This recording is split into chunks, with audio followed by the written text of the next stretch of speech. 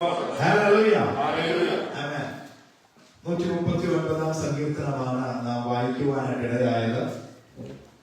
ആദ്യത്തെ തവണയല്ല 139 സങ്കീർത്തനം വായിക്കുന്നത്, പല വട്ടം നാം വായിക്കാനായിട്ടിടയായിട്ടുണ്ട്. ഓരോ പ്രാവശ്യവും നാം വായിക്കുമ്പോൾ നമുക്ക് ഓരോ വിധമായ ആലോചനകളാണ് ദൈവമായ കർത്താവ് നൽകി തരുന്നത്. ഇത് ദാവീദിന്റെ ഒരു സങ്കീർത്തനമാണ്. ഇവിടെ ദൈവത്തിന്റെ സർവാധിപത്യം, സർവജ്ഞാനത്തെ വിവരിക്കുന്ന ഒരു സങ്കീർത്തനമാണ് 139 സങ്കീർത്തനം. പക്ഷേ അവിടെ ദാവീദ് പറയുന്ന ഒന്നാമത്തെ വചനം ഇപ്രകാരമാണ്: യഹോവേ, നീ എന്നെ ശോധന ചെയ്ത് അറിഞ്ഞിരിക്കുന്നു. യഹോവേ, നീ എന്നെ ശോധന ചെയ്ത് അറിഞ്ഞിരിക്കുന്നു. ഇങ്ങനെ ഒരു വാക്യം ദാവീദ് പറയുമ്പോൾ തന്നെ ദാവീദിന്റെ ജീവിതത്തോടുള്ള ബന്ധത്തിൽ നാം നോക്കുമ്പോൾ, അവൻ ശോധന ചെയ്യുക എന്ന് പറയുമ്പോൾ he has to go through a process. അവൻ ഒരു പ്രോസസ്സിൽ കൂടെ കടന്നു പോകണം. ഇന്ന് നമുക്കറിയാം, സ്വർണം, വെള്ളി മുതലായ അമൂല്യമായ വസ്തുക്കൾ കിട്ടണമെങ്കിൽ ഇതൊരു ശോധന, ഇതൊരു പ്രോസസ്സിൽ കൂടെ കടന്നുപോയെങ്കിൽ മാത്രമേ അതൊരു അമൂല്യ വസ്തുവായി പരിണമിക്കത്തുള്ളൂ, അല്ലെങ്കിൽ കിട്ടത്തുള്ളൂ. അത് ആ പ്രോസസ്സിൽ കൂടെ കടന്നുപോയി ഏറ്റവും അവസാനം അതൊരു ഉരുപ്പടിയായി കിട്ടണമെങ്കിൽ പോലും അതിനെ തീച്ചൂളയിലിട്ട് അതിൻ്റെതായ ഒരു സ്പെസിഫിക് ടെമ്പറേച്ചർ ഉണ്ട്. ആ ടെമ്പറേച്ചർ വരെ അതിനെ ചെയ്യുന്ന ആള് അത് നോക്കിയിരിക്കാനിടയാകും. അതിൽ കൂടിപ്പോയാൽ പ്രശ്നമാണ്, കുറഞ്ഞു പോയാലും പ്രശ്നമാണ്. അതുകൊണ്ട് ആ കറക്റ്റ് ടെമ്പറേച്ചർ ആകുമ്പോൾ തന്നെ അത് ഉലയിൽ ഉരുക്കി ശോധന ചെയ്ത് നോക്കുന്ന ആ വ്യക്തിക്ക് മനസ്സിലാവും ഇത് ടൈം ആയെന്ന് പറയുമ്പോൾ തന്നെ അതിൽ നിന്ന് എടുത്ത് അതിന് വേണ്ടതായ രീതിയിൽ അതിനെ പാകപ്പെടുത്തുവാനായിട്ടിടയാകും. ഇത് എല്ലാത്തിനും സ്വർണം, വെള്ളി മുതലായ വസ്തുക്കൾ മാത്രമല്ല, ഇരുമ്പിനെ പോലും ഒന്ന് അതിൻ്റെതായ നിലയിൽ അവൻ അത് ചെയ്യുന്ന ആളുടേതായ ആ രീതിയിൽ അതിനെ ഒന്ന് അവൻ വഴക്കിയെടുക്കണമെങ്കിൽ അതിനും അതിൻ്റെതായ സ്പെസിഫിക് ടെമ്പറേച്ചർ ഉണ്ട്. അതിൽ കൊണ്ടുചെന്നിട്ട് വേണം അതിനെ അതിൻ്റെതായ രീതിയിൽ അടിച്ച് അതിനെ പരുവത്തിലാക്കി എടുക്കുവാൻ. ദാവീദ് പറയുകയാണ്, നീ എന്നെ ശോധന ചെയ്ത് അറിഞ്ഞിരിക്കുന്നു എന്ന് പറഞ്ഞാൽ ശോധനയിൽ കൂടെ കടത്തിവിട്ട ഒരു ഭക്തന്റെ ജീവിതത്തിൽ അവനെ നന്നായി അറിഞ്ഞിരിക്കുന്നു എന്ന് ദാവീദിന് മനസ്സിലായി. ഹല്ലേലൂയ. അതുകൊണ്ട് ദാവീദ് പറയുന്നത്, ഞാൻ ഇരിക്കുന്നതും എഴുന്നേൽക്കുന്നതും നീ അറിയുന്നു. ഹല്ലേലൂയ.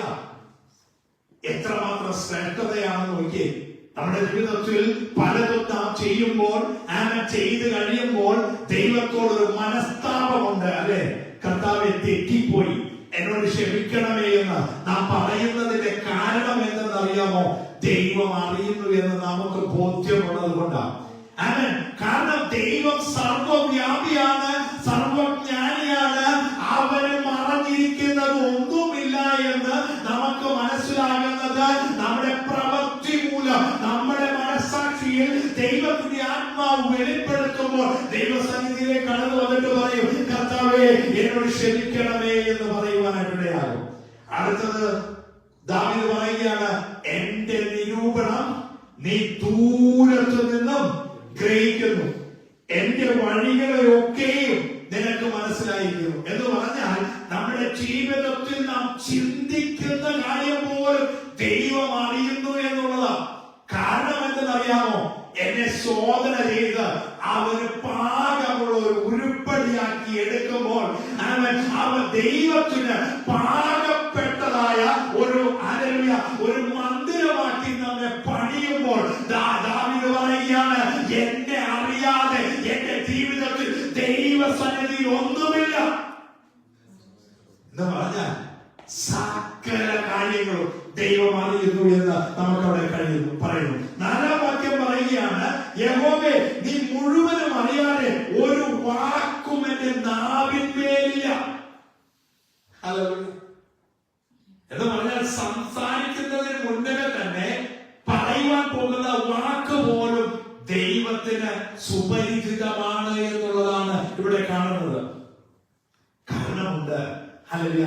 അതുകൊണ്ട് ദാവീദിനെ കുറിച്ച് ദൈവം തന്നെ സാക്ഷ്യം പറയുന്നത് എന്താണെന്നറിയാമോ? ദാവീദ് എന്റെ ഹൃദയപ്രകാരമുള്ള മനുഷ്യൻ. ഹല്ലേലൂയ. അവിടെ ദാവീദിനെ കുറിച്ച് അടുത്തത് പറയുകയാണ്. ദാവീദ് പറയുകയാണ്, നീ മുൻപും പിൻപും എന്നെ അടച്ചു, നിന്റെ കൈ എന്റെ മേൽ വെച്ചിരിക്കുന്നു. 6-ാം വാക്യമാണ് ഇന്നത്തെ എന്റെ പ്രസംഗ വിഷയം എന്ന് പറയുന്നത്. വായിക്കാം.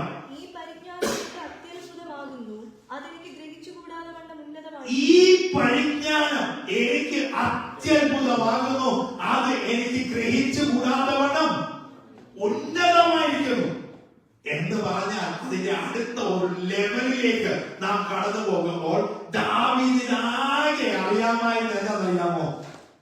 കവിടയിൽ കല്ലെടുത്ത് ഉന്നം നോക്കി എറിയാൻ അറിയാം, ഒന്നാമത്തേത്. രണ്ടാമത്തേത് നല്ലവണ്ണം വീണ വായിക്കാൻ അറിയാം. ഹല്ലേലൂയ. ഇത് രണ്ടുമായിരുന്നു ദാവീദിന്റെ എക്സ്പീരിയൻസ് എന്ന് പറയുന്നത്. മൂന്നാമത്തേത് ഒരു കാര്യം കൂടി ഉണ്ട് കേട്ടോ. എന്താണെന്നറിയാമോ? ആടുകളെ നല്ലവണ്ണം മേയ്ക്കാൻ അറിയാം. ഹല്ലേലൂയ. അവരുടെ ഓരോ വിധമായ കാര്യങ്ങളും സൂക്ഷ്മം നോക്കി പരിചരിച്ച് അവരെ നടത്തുവാൻ അറിയാം. ഇവന്റെ ആ തൊഴിലിലേക്ക് വേറെ ആരും കടന്നു വന്നിട്ടില്ല, ആരെ കടന്നു വരുവാൻ അവൻ സമ്മതിച്ചിട്ടുമില്ല. ഹല്ലേലൂയ. ഇവന്റെ മൂത്ത സഹോദരങ്ങൾ കുറെ പേരുണ്ട്. അവരെല്ലാവരും യോദ്ധാക്കളാണ്. അവര് രാജസമിതിയിൽ പടക്കളത്തിൽ യോദ്ധാക്കളായിട്ട് രാജാവിന് വേണ്ടി പടമൊരുങ്ങുന്ന പ്രിയപ്പെട്ടവരാണ്. ഇവരെല്ലാവരും ഒരു യുദ്ധക്കളത്തിലായിരിക്കുമ്പോൾ ദാവീദിന്റെ അപ്പനായ യിശ്ശായി ദാവീദിനെ വിളിച്ചിട്ട് പറയുകയാണ്, നിന്റെ ജ്യേഷ്ഠന്മാരുടെ ക്ഷേമം ഒന്ന് അന്വേഷിച്ചു വരണം. ദാവീദ് തന്റെ ആളുകളെ സസൂക്ഷ്മം ഒരു സ്ഥലത്താക്കി ഇവരുടെ ക്ഷേമം അന്വേഷിക്കാനായിട്ട് ഇവരുടെ അടുക്കലേക്ക് കടന്നു പോവുകയാണ്. ഇവരെ കണ്ട മാത്രയിൽ ഇവരുടെ ചേട്ടന്മാർ, സഹോദരന്മാർ, ജ്യേഷ്ഠന്മാർ ചോദിച്ചൊരു ചോദ്യമുണ്ട്. നീ കുറെ ആളുകൾ ഉള്ളതിനെ അവിടെ വിട്ടേച്ച് നീ എന്തിനാ ഇവിടെ വന്നത്? അല്ലല്ലോ, വന്നത് എന്തിനാ? ചേട്ടന്മാർ നന്നായിരിക്കുന്നു എന്ന് അറിയാനാ. കിട്ടിയതോ? പക്ഷേ ഈ സമയം ദാവീദ് ഒരു മുഴക്കം കേട്ടു. എന്താണെന്നറിയാമോ? അജാനുബാഹുവായ ഒരുവൻ നിന്നുകൊണ്ട് ദൈവത്തെയും ഈ ജനത്തെയും നേരെ ശാപവാക്കുകൾ ഉച്ചരിച്ചുകൊണ്ട് ഇവരെ വെല്ലുവിളിക്കുന്ന സ്വരമാണ് അവന്റെ ചെവികളിൽ മുഴങ്ങി കേൾപ്പാനായിട്ടിടയായത്. ഇവന്റെ മേൽ അധിവസിക്കുന്നതായ ആത്മാവിന് ഇത് സഹിക്കുവാൻ കഴിഞ്ഞില്ല. ദാവീദ് നേരെ മറ്റുള്ളവരുടെ അടുക്കൽ കടന്നു ചോദിക്കുകയാണ്, എന്റെ ദൈവത്തെ നിന്ദിപ്പാൻ ഇവൻ ആര്? ഹല്ലേലൂയ. കാര്യങ്ങൾ വ്യക്തമായി. ചിലര് പറഞ്ഞു, ഇവൻ 2 ദിവസമായി ഇങ്ങനെ നിന്നുകൊണ്ട് ആക്രോശിക്കുക, ഇവന്റെ അടുക്കലേക്ക് എത്തുവാൻ ആരും നമ്മുടെ കൂട്ടത്തിൽ ആരും ധൈര്യപ്പെടുന്നില്ല. അതുകൊണ്ട് ഞങ്ങൾ എല്ലാവരും ഈ സ്ഥലത്ത് ഇങ്ങനെ തമ്പടിച്ചിരിക്കുക, അവൻ ഒറ്റ ഒരുവൻ നിന്ന് വെല്ലുവിളിക്കുകയാണെന്ന് പറഞ്ഞു. ഹല്ലേലൂയ. ദാവീദ് പറയുകയാണ്, ഇന്ന് അവന്റെ അവസാനമാണ്. അവൻ എന്റെ ദൈവത്തിന് വിരോധമായി സംസാരിച്ചിട്ടുണ്ടെങ്കിൽ ഇന്ന് അവന്റെ അവസാനമാ. ദൈവം അവനെ എന്റെ കയ്യിൽ ഏൽപ്പിക്കും. ഹല്ലേലൂയ. സംസാരം രാജാവിന്റെ, ദാവീദ് പറഞ്ഞ ഈ ബലത്തോടെയുള്ളതായ ഈ വാക്കുകൾ രാജാവിന്റെ മുമ്പിലും എത്തി. രാജാവ് വിളിപ്പിച്ചിട്ട് ചോദിക്കാൻ, നീ ആരാണ്? രാജാവിനോട് ഇവ പറയുക, ഞാൻ യിശ്ശായിയുടെ മകനാണ്. ഹല്ലേലൂയ. അപ്പൊ പറയുക, നിന്റെ എക്സ്പീരിയൻസ് എന്താ? അവനോട് പറയുക, ദാവീദ് രാജാവിനോട് പറയുക, എനിക്ക് കുറച്ച് ആടുകളെ ഉണ്ടായിരുന്നുള്ളൂ, പക്ഷെ 2 പ്രാവശ്യം 2 മൃഗങ്ങൾ എന്റെ ആടുകൾക്ക് നേരെ പാഞ്ഞെടുത്തപ്പോൾ അവയിൽ നിന്നും ഞാൻ വിട്ടുവിച്ച് രക്ഷിച്ച വിധം എന്ന് പറഞ്ഞപ്പോൾ രാജാവിന് മനസ്സിലായി, ഞാൻ എന്റെ മുൻപിൽ നിൽക്കുന്നത് ഒരു സാധാരണ വ്യക്തിയല്ല, ഒരു അസാധാരണ വ്യക്തിയാണ്. ഹല്ലേലൂയ. ഇവന്റെ മേൽ വ്യാപരിക്കുന്ന ഒരു പരിശുദ്ധാത്മാവിന്റെ ശക്തിയുണ്ട്. ആയതുകൊണ്ട് ഇവരെ മുന്നോട്ട് വിടുവാൻ തന്നെ രാജാവ് തീരുമാനിച്ചു. രാജാവ് തന്റെ പടച്ചട്ടയും എല്ലാം ഒരുക്കി ഇവര് കൊടുക്കുവാനായിട്ട് കൽപ്പിച്ചു. അതെല്ലാം അണിയിച്ച് ഇവരെ പടക്കളത്തിലേക്ക് വിട്ടപ്പോൾ ഇവർ പറയുക, രാജാവേ, ഇതുകൊണ്ടൊന്നും പോയാൽ എനിക്ക് മുന്നോട്ട് പോകുവാൻ കഴിയത്തില്ല. കാരണം ഇതൊന്നും ഞാൻ പരിചയിച്ചിട്ടില്ല. പക്ഷെ ഒന്ന് പരിചയിച്ചിട്ടുണ്ട്, ഞാൻ ദിവസേന കൊണ്ടുപോകുന്നതായ ഒരു കവിണ എന്റെ ഈ കയ്യിലുണ്ട്. എനിക്ക് അവൻ കല്ലുകൾ മാത്രം പെറുക്കിയാൽ മതി. ഹല്ലേലൂയ. ദാവീദ് ഈ പടച്ചട്ടയൊക്കെ എല്ലാം മാറ്റി അവന് പരിചയമുള്ളതായ കവിണയും കല്ലും എടുത്ത് ഈ ഗോലിയാത്ത് എന്ന അജാനുബാഹുവായി നിന്നുകൊണ്ട് എല്ലാവരെയും വെല്ലുവിളിക്കുന്നവന്റെ അടുക്കലേക്ക് ഓടിച്ചെന്നപ്പോൾ ഇവന് പോലും ചിരിയ വന്നത്, ഇവന് പോലും പരിഹാസമാ വന്നത്. ഒരു നായെ കൊല്ലുന്ന രീതിയിൽ കൊല്ലുവാൻ വരുന്നത് പോലെ നീ എന്റെ നേരെ വരുന്നോ എന്ന് ചോദിച്ചപ്പോൾ ദാവീദിന് പറയുവാൻ ഒന്നേ ഉണ്ടായിരുന്നുള്ളൂ, നിന്ദിച്ചതായ ദൈവത്തിന്റെ നാമത്തിലാ വരുന്നേ. Hallelujah. I'm carrying his name. Hallelujah. ദൈവത്തിന്റെ നാമം വഹിക്കുന്ന ഒരുവനെ ബലപ്പെടുത്തേണ്ടത് ദൈവത്തിന്റെ ഉത്തരവാദിത്തമാണ്. ദൈവത്തിന്റെ നാമത്തെ കൊണ്ട് നടക്കുന്ന ഒരുത്തനെ അവൻ രക്ഷിക്കേണ്ടത് ദൈവത്തിന്റെ ഉത്തരവാദിത്തമാണ്. അതുകൊണ്ട് അവൻ കല്ലുകൾ പെറുക്കി ഒന്നാമത്തെ കല്ല് തന്നെ അവന്റെ ആ ഗോലിയാത്തിന്റെ മർമ്മസ്ഥാനത്ത് വീഴുവാനും അവൻ അന്നേരം തന്നെ അവിടെ വീഴുവാനും ഇടയായി. ദാവീദ് സമയം കളഞ്ഞില്ലല്ലോ. ഹല്ലേലൂയ. ഓടിച്ചെന്നു. എങ്ങോട്ടാ ഓടിച്ചെന്നറിയാമോ? അവൻ വീണതറിയിക്കുവാൻ രാജാവിന്റെ അടുക്കലേക്കല്ല ഓടിപ്പോയത്. അവൻ ഓടിച്ചെന്നത് അജാനുബാഹുവായി നിലത്ത് ഒരു തടിക്കഷ്ണം പോലെ വീണതായ ഗോലിയാത്തിന്റെ അടുക്കലേക്ക് ഓടിച്ചെന്നിട്ട് അവന്റെ വാൾ വലിച്ചൂരിയിട്ട് അവന്റെ കഴുത്തിൽ നിന്നും ശിരസിനെ ഭേദിക്കുവാനായിട്ടിടയായി. ദൈവത്തെ നിന്ദിച്ചവന്റെ പീഡിച്ച അവിടെ സംഭവിക്കാനായിട്ടിടയായി. എന്റെ വിഷയമൊന്നുമല്ല.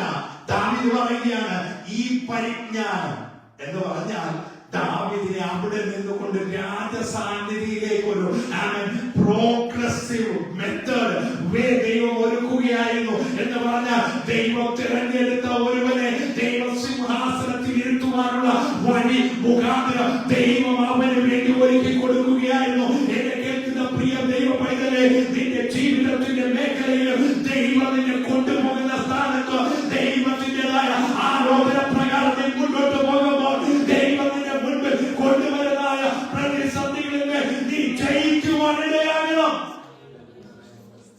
പലപ്പോഴും പ്രതിസന്ധി കാണുമ്പോൾ നാം ക്ഷീണിച്ചു പോകും. പലപ്പോഴും പ്രതിസന്ധി കാണുമ്പോൾ നാം അധൈര്യപ്പെട്ടു പോകും. പലപ്പോഴും പ്രതിസന്ധി കാണുമ്പോൾ അവിടെ വിട്ടേച്ച് നാം പോരും, അവിടെ ഊരിപ്പോരും. ഹല്ലേലൂയ. ദാവീദ് നമ്മെ പഠിപ്പിക്കുന്നത് അതല്ല.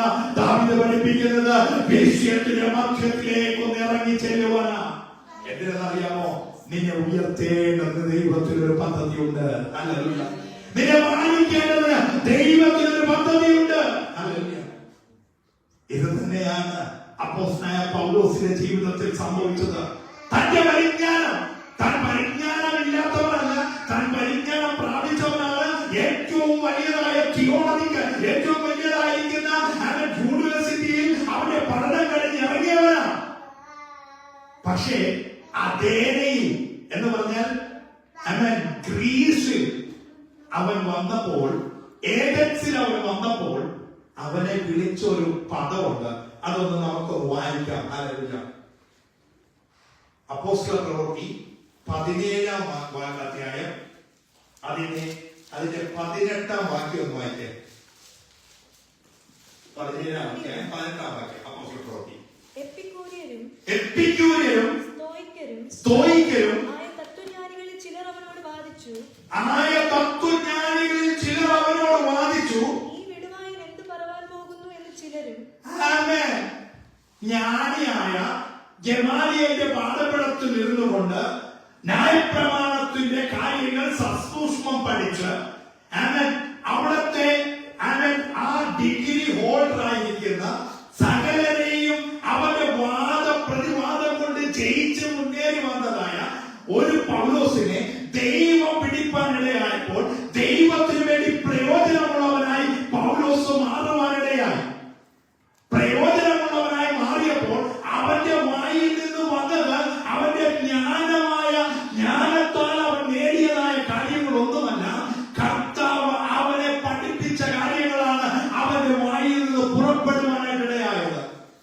പൗലോസിന്റെ 2 പ്രസംഗങ്ങൾ നമുക്ക് ശ്രദ്ധിക്കുവാൻ ഇടയാകുമ്പോൾ, ഒന്ന്, അവൻ നീതീകരണം, വിശ്വാസത്താലുള്ള നീതീകരണം എങ്ങനെയാണെന്ന് പഠിപ്പിക്കുന്ന പ്രസംഗമാണ് ഒന്നാമത്തെ പ്രസംഗം. രണ്ടാമത്തെ പ്രസംഗത്തിലേക്ക് കടന്നു വരുന്നതിന് മുൻപെയാണ് അവിടെയുള്ള ചിലര് അവൻ പൗലോസിനെ വിളിച്ച പേര് എന്താണെന്നറിയാമോ? വിടുവായൻ. ഹല്ലേലൂയ. ഈ വിടുവായൻ എന്താ പറയാൻ പോകുന്നത്? ഞങ്ങളായിരിക്കുന്ന ഏതൻസിൽ, അഥേനയിൽ ഞങ്ങൾക്ക് അവൻ ഫിലോസഫേഴ്സ് ഉണ്ട്. സ്തോയിക്കനും എപ്പിക്യൂരിനുമായിരിക്കുന്ന പ്രിയപ്പെട്ടവർ, അവരുടെ ജ്ഞാനത്തെക്കാൾ വലിയതാണോ ഇവന്റെ ജ്ഞാനം? അവരെ ഇവന് ജയിക്കുവാൻ കഴിയുമോ എന്ന് പറഞ്ഞിട്ട് അവനെ അരോപയ കുന്നിന്റെ മുകളിൽ കൊണ്ടുവന്ന് നിർത്തി. ഹല്ലേലൂയ. എന്നിട്ട് അവിടെ നമുക്ക് കാണുവാൻ കഴിയുന്നു, അവന്റെ പ്രസംഗം കേൾക്കേണ്ടതിന് അവനെ ചെവി കൊടുക്കുവാനായിട്ട് ഒരു കൂട്ടം ആളുകൾ അഥേനയിൽ കടന്നു വരുവാനിടയായി. 2 വിധത്തിലുള്ള ആളുകളെയാണ് അവിടെ കാണുന്നത്. പക്ഷെ ഏതൻസിൽ 3 തരക്കാരുണ്ടായിരുന്നു. ഒന്ന്, സ്തോയിക്കർ എന്ന് പറഞ്ഞാൽ മരണാനന്തരം ആത്മാവ് ബ്രഹ്മാവിൽ അഭയം പ്രാപിക്കുന്നു. അപ്പോൾ ബ്രഹ്മാവിൽ മരിച്ചു കഴിയുമ്പോൾ ആത്മാവ്, ബ്രഹ്മാവ് എന്ന് പറഞ്ഞാൽ ജീവൻ പ്രദാനം ചെയ്ത ഒരുവനിലേക്ക് കടന്നു പോകുവാനായിട്ടിടയാകും. പക്ഷേ ഈ ആത്മാവ് ശുദ്ധിയില്ലാത്തതാണെങ്കിൽ അതിന് വേറൊരു ജന്മം കൊടുക്കുവാനായിട്ടിടയാകും. ഹല്ലേലൂയ. എന്ന് പറഞ്ഞാൽ ഇന്ന് കാണുന്നതായ സ്റ്റോയിറ്റിസം എന്ന് പറയുന്നത് ഈ ഏതൻസിൽ നിന്ന് കടന്നു വന്നതാണ്. എന്ന് പറഞ്ഞാൽ പുനർജനനം. മറ്റു മൃഗങ്ങൾ, പക്ഷിലതാദികൾ എന്നിവയിലേക്ക് ജന്മം കൊടുത്തിട്ട് അതിന്റെ പ്യൂരിറ്റി സംഭവിക്കുന്നത് വരെ ഓരോ ജന്മങ്ങളായിട്ട് അവതരിച്ചുകൊണ്ടിരിക്കും. അതാണ് സ്റ്റോയിറ്റിസം. അടുത്തത് എപ്പിക്യൂരിറ്റിസം എന്ന് പറഞ്ഞാൽ മരണശേഷം ഒന്നുമില്ല, തിന്നുക, കുടിക്കുക. അടുത്ത വാക്ക് എല്ലാവർക്കും നല്ല സുപരിചിതമാണ്. ആനന്ദിക്കുക. പിന്നെന്താ? മരിക്കുമല്ലോ, ഇത്രേ ഉള്ളൂ. മരണാനന്തരം ഒരു ജീവിതമില്ല എന്ന് പഠിപ്പിക്കുന്നതായ എപ്പിക്യൂരിയൻ. ഹല്ലേലൂയ. അടുത്തതാണ് പ്ലേറ്റനിസം. നമുക്കറിയാം, പ്ലൂട്ടോ, സോക്രട്ടീസ് മുതലായവര് അവൻ പഠിച്ചു വന്ന, അവൻ ഉണർന്നു വന്നതായ സ്ഥലമാണ് ഏതൻസ്. അവിടുത്തെ തത്വജ്ഞാനികളെ ജയിക്കുവാൻ പൗലോസിന് കഴിയത്തില്ല എന്ന് പറഞ്ഞുകൊണ്ടാണ് അവൻ ഇവനെ കുറിച്ച് പറഞ്ഞത്. ഈ വിടുവായൻ എന്താ പറയാൻ പോകുന്നത്? എന്താ പ്ലേറ്റനിസം? ആത്മാവ് അമർത്യമാണ്. പ്യൂരിറ്റി ഉണ്ടാകുന്നത് വരെ വീണ്ടും വീണ്ടും ചാൻസ് കൊടുത്തുകൊണ്ടേയിരിക്കും. ഹല്ലേലൂയ. പ്യൂരിറ്റി, അശുദ്ധി മാറി ശുദ്ധി വരുന്നത് വരെ അവൻ ഈ അവസ്ഥ വന്നുകൊണ്ടേയിരിക്കും, ജനിപ്പിച്ചുകൊണ്ടേയിരിക്കും എന്ന് പറയുന്നതാണ് പ്ലേറ്റനിസം. ഹല്ലേലൂയ. എന്നാൽ അപ്പോസ്തലനായ പൗലോസിന് പറയുവാൻ ഒന്നേ ഉണ്ടായിരുന്നുള്ളൂ. എന്താണെന്നറിയാമോ? അവൻ ഒരു നവീന ഉപദേശം 19-ാം വാക്യം വായിച്ചാട്ട്, പിന്നെ അവനെ പിടിച്ച് കുന്നിന്മേൽ കൊണ്ടുചെന്നു, നീ പ്രസ്താവിക്കുന്ന ഈ നവീനോപദേശം ഇന്നതെന്ന് ഞങ്ങൾക്ക് അറിയാമോ? നീ പ്രസ്താവിക്കുവാൻ പോകുന്ന ഒരു പുതിയ ഉപദേശം, നവീന ഉപദേശം എന്ന് പറഞ്ഞാൽ ഈ പ്ലേറ്റനിസവും ഈ എപ്പിക്യൂരിയസും ഈ സ്റ്റോയിസവും എല്ലാം മാറ്റിമറിക്കുന്ന ഒരു ഉപദേശം, അത് നിന്റെ പക്കലുണ്ടോ? അത് ഞങ്ങൾക്ക് സ്വായത്തമാക്കുവാൻ കഴിയുമോ? പൗലോസ് പറയുകയാണ്, യെസ്, നവീന ഉപദേശം. 17-ാം വാക്യത്തിൽ നമുക്ക് കാണുവാൻ കഴിയുന്നു. അവർ എന്താ ചെയ്യുന്നതെന്നറിയാമോ? ഒന്നാമത് അവൻ പള്ളിയിൽ ചെന്ന് ഉപദേശിക്കുവാൻ, ദൈവഭക്തന്മാരോട് ഉപദേശിക്കുവാൻ, ചന്തസ്ഥലങ്ങളിൽ ഉപദേശിക്കുവാൻ പോയി.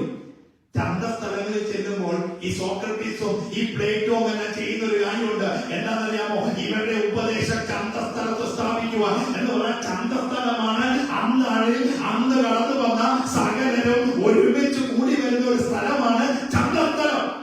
ഈ ചന്തസ്ഥലത്ത് വന്നിട്ട് ഇവർ ചോദിക്കും, ഇവർ അവിടെ ഇരുന്നുകൊണ്ട് പ്രിയപ്പെട്ടവരെ കാണുമ്പോൾ ചോദിക്കും, എന്തിനാ വന്നേ? അവര് പറയും, ഞങ്ങൾ മാർക്കറ്റിൽ വന്ന. എന്ത് മേടിക്കാനാ വന്ന? അവ പറയും, മീനോ ഇറച്ചിയോ മേടിക്കുക.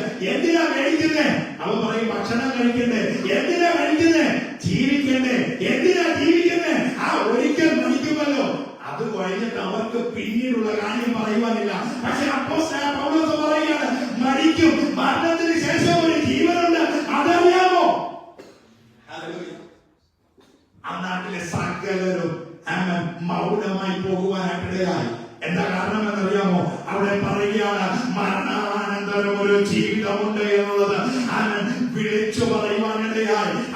അപ്പോൾ പൗലോസ് പറയുകയാണ്, എന്നെ വിളിച്ചതായ കർത്താവ് അവൻ മരണത്തെ ജയിച്ച് ഉയർത്തെഴുന്നേറ്റ് ഞങ്ങൾക്ക് എല്ലാവർക്കും മുൻപാകെ അവൻ വെളിപ്പെട്ടത് കൊണ്ട് അതിന്റെ സാക്ഷിയായി തീരുമാനം ഇന്ന് പകൽക്കാലം ഞാൻ ഈ അവൻ ചന്ദ്രസ്ഥലത്ത് വന്നത്. അരയോഗഭാഗ കുന്നിന്മേൽ നിന്നുകൊണ്ട് അവൻ വിളിച്ചു പറയുകയാണ്. അവിടെ പറയുന്നതായ വാക്ക് നമുക്ക് കഴിയുന്നുണ്ട്. അതിന്റെ 27-ാം വാക്യം, 25-ാം വാക്യം ഒന്ന് വായിക്കാം. ഭൂമിക്കും നാഥനാകൊണ്ട് കൈപ്പണിയായ ക്ഷേത്രങ്ങളിൽ വാസം ചെയ്യുന്നില്ല. താൻ എല്ലാവർക്കും ജീവനും ശ്വാസവും സകലവും കൊടുക്കുന്നവനാകിയാൽ വല്ലതിനും മുട്ടുള്ളവൻ എന്ന പോലെ മനുഷ്യൻ. 23-ാം വാക്യത്തോട് വായിക്കാം.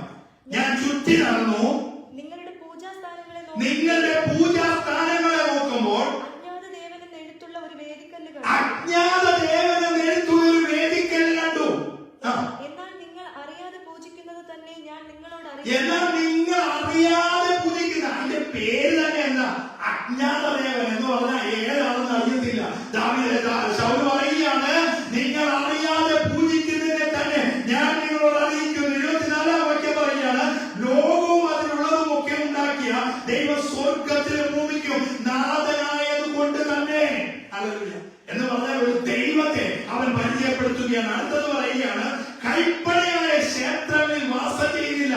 ഒന്നാമത്തെ കാര്യം പറയുകയാണ്, അവൻ കൈപ്പണിയായ ക്ഷേത്രങ്ങളിൽ വാസം ചെയ്യുന്നില്ല.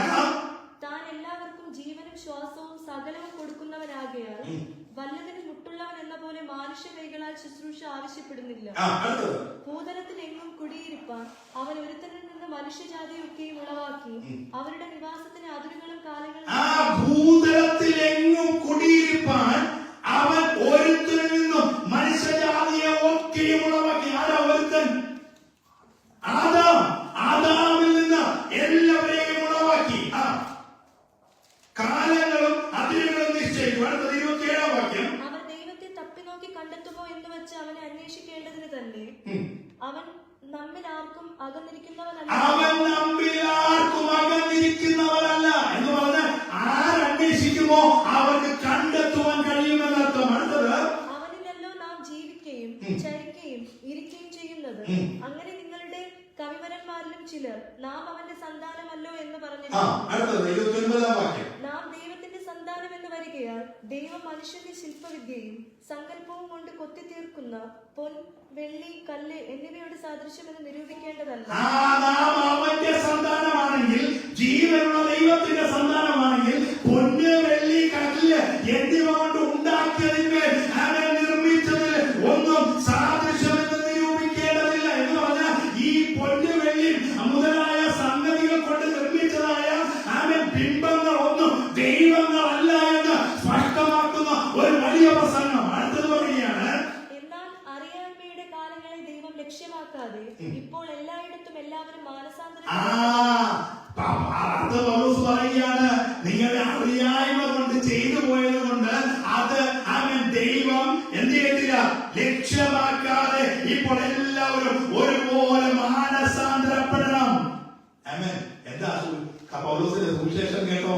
എല്ലാവരും മാനസാന്തരപ്പെടണം. അടുത്തത്, താൻ നിയമിച്ച പുരുഷൻ മുഖാന്തരം ലോകത്തെ നീതിയിൽ ന്യായം വിധിപ്പാൻ അവൻ ഒരു ദിവസത്തെ നിശ്ചയിച്ചു. താൻ നിശ്ചയിച്ച പുരുഷൻ മുഖാന്തരം. ആരാണ് ദൈവം നിശ്ചയിച്ച പുരുഷൻ? കർത്താവായ യേശു ക്രിസ്തു. അവിടെ പറയും, ന്യായം വിധിക്കുവാൻ അവൻ ഒരു ദിവസത്തെ നിശ്ചയിച്ചു. അവനെ മരിച്ചവരിൽ നിന്ന് ഉയർത്തെഴുന്നേറ്റതിനാൽ എല്ലാവർക്കും അതിന്റെ ഉറപ്പും നൽകിയിരിക്കുന്നു. എന്ന് പറഞ്ഞാൽ എല്ലാവരും അവൻ ശരീരത്തോടെ ഉയർത്തെഴുന്നേൽക്കുമെന്നുള്ളത് അവൻ ഈ എപ്പിക്കൂരിയരും സ്തോയിക്കരുമായിട്ടുള്ള പ്രിയപ്പെട്ടവരുടെ മുൻപിൽ ശൗല് വിളിച്ചു പറയുകയാണ്. മരിച്ചാൽ ഒരു ഉയർത്തെഴുന്നേൽപ്പുണ്ട്. അത് ശരീരത്തോടെ ഉയർത്തെഴുന്നേൽക്കും. വിതയ്ച്ചത് ചത്തില്ലായെങ്കിൽ ഉയർത്തുന്നില്ല എന്ന് പറഞ്ഞാൽ അവൻ നാം വിതയ്ക്കപ്പെട്ടു. അത് ഉയർത്തുന്ന ഒരു സമയമുണ്ട്. പ്രധാനത്തിന്റെ ശബ്ദത്തോടും ദൈവത്തിന്റെ കാലത്തോടും കൂടെ വരുമ്പോൾ മരിച്ചവർ മുന്നേ ഉയർത്തെഴുന്നേൽക്കും എന്നുള്ളത് ശൗല് ഇവിടെ നിസ്സംശയം ആരോട് വിളിച്ചു പറയുകയാണ്. ഈ തത്വജ്ഞാനികൾ പറയുവായ ഇവരുടെ ജ്ഞാനത്തിൽ അധികമായത് ഒന്നും ഇനി സ്ഥാപിക്കാനില്ല എന്ന് പറഞ്ഞതായ പ്രിയപ്പെട്ടവരുടെ മുൻപിൽ വിളിച്ചു പറയുമ്പോൾ 32-ാം വാക്യത്തിൽ പറയുന്നു, മരിച്ചവരുടെ പുനരുദ്ധാനത്തെ കുറിച്ച് കേട്ടിട്ട് ചിലർ പരിഹസിച്ചു, മറ്റു ചിലർ ഞങ്ങൾക്ക് ഇതിനെപ്പറ്റി പിന്നെയും നിന്റെ പ്രസംഗം കേൾക്കാമെന്ന് പറഞ്ഞു. അങ്ങനെ പൗലോസ് അവരുടെ നടുവിൽ നിന്ന് പോയി. 34-ാം വാക്യം, ചില പുരുഷന്മാർ അവനോട് ചേർന്ന് അവനെ വിശ്വസിപ്പാനായിട്ടിടയായി. ഹല്ലേലൂയ. ഇന്ന് രാത്രികാലം എന്നെ കേൾക്കുന്ന പ്രിയമുള്ളവരെ, വചനത്തിന്റെ ജ്ഞാനത്തിൽ ദൈവം തന്നതുപോലെ പ്രസംഗിക്കുമ്പോൾ എന്ത് സംഭവിക്കുന്നറിയാമോ? കൂടെ ചേരുവാൻ ദൈവത്തിന്റെ പ്രിയപ്പെട്ടവരെ നമുക്ക് വേണ്ടി ഒരുക്കി തരും എന്നുള്ളതാണ്. പൗലോസ് മനുഷ്യനായ ജ്ഞാനമല്ല ഇവിടെ വിളമ്പിയത്, ദൈവം അവനെ മനസ്സിലാക്കി കൊടുത്തതായ ദിവ്യത്വമായത് അവൻ വിളമ്പുവാനിടയായപ്പോൾ സ്വൈര്യമായിരിക്കുന്നവർ പോലും അവർ മൗനം വഹിക്കുവാനിടയായി. അതുകൊണ്ടാണ് ദാവീദ് പറഞ്ഞത്, ഞാൻ ഗ്രഹിച്ച ജ്ഞാനത്തെക്കാൾ അത്യന്തപരമായ ഒരു ജ്ഞാനമുണ്ട്. അതുകൊണ്ട് പറയുകയാണ്, ഈ പരിജ്ഞാനം എനിക്ക് അത്യത്ഭുതമാകുന്നു, അതെനിക്ക് ഗ്രഹിച്ചുകൂടാതെ ഉന്നതമായിരിക്കുന്നു. നിന്റെ ആത്മാവിനെ ഓടിച്ച് ഞാൻ എവിടേക്ക് പോകും? തിരുസന്നിധി വിട്ട് ഞാൻ എവിടേക്ക് ഓടും? ഞാൻ സ്വർഗത്തിൽ കഴിയാൻ നീ എവിടെയുണ്ട്?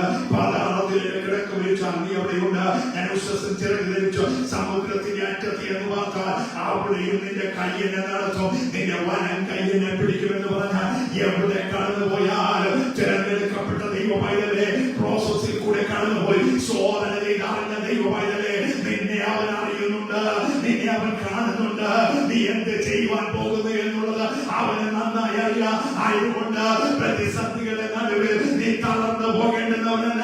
ശോധന ചെയ്ത് പുറത്തിറങ്ങിയവനാണെങ്കിൽ പ്രതിസന്ധികളുടെ നടുവിൽ നിന്നുകൊണ്ട് പറയണം, ഇതിന്റെ മധ്യേ ദൈവത്തിനൊരു പ്രവൃത്തിയുണ്ട്, അതിനെ കണ്ണാലെ കാണുവാൻ ഞാൻ ഒരുക്കമാണ്.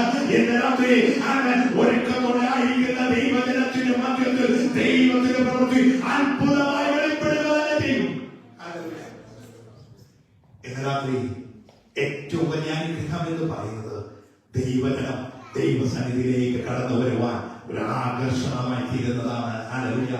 ഇടിമുഴക്കുന്നതോ മിന്നൽ വരുന്നതോ അടയാളങ്ങളായി ഭവിക്കുമ്പോൾ അവിടെ സംഭവിച്ചതായ സംഭവിച്ചതായ വലിയ അത്ഭുതം എന്ന് പറയുന്നത് 3000 പേർ സഭയോട് ചേരുവാനിടയായതാണ്. അങ്ങനെയെങ്കിൽ ഇന്ന് രാത്രിക്കാലം നമുക്കും പ്രാർത്ഥിക്കുവാനിടയാണ്. കർത്താവേ, ഹല്ലേലൂയ, അനേക ദൈവസന്നിധിയിലേക്ക് കടന്നു വരുവാനിടയാണ്, ദൈവഭാഗത്തേക്ക് കടന്നു വരുവാൻ ശോധന കഴിച്ച പ്രിയപ്പെട്ടവര്, അങ്ങനെ അറിയുന്ന ദൈവം അറിയുന്ന പ്രിയപ്പെട്ടവര് ദൈവസന്നിധിയിലേക്ക് ആദായപ്പെടുവാൻ ഇടയാകേണ്ടതിന് നമുക്ക് നമ്മുടെ കണ്ണുകളടയ്ക്കാം, ഒരു നിമിഷം പ്രാർത്ഥിക്കാം, ദൈവസന്നിധിയിൽ ഒന്ന് ഏൽപ്പിച്ചു കൊടുക്കാം. കൃപയുടെ അത്യന്ത ശക്തിയാൽ നമ്മെ നിറയ്ക്കുന്ന ആ ദൈവകൃപ വ്യാപരിക്കേണ്ടതിന് നമ്മെ തന്നെ ഒന്ന് സമർപ്പിക്കാം. ആമേൻ. ഹല്ലേലൂയ.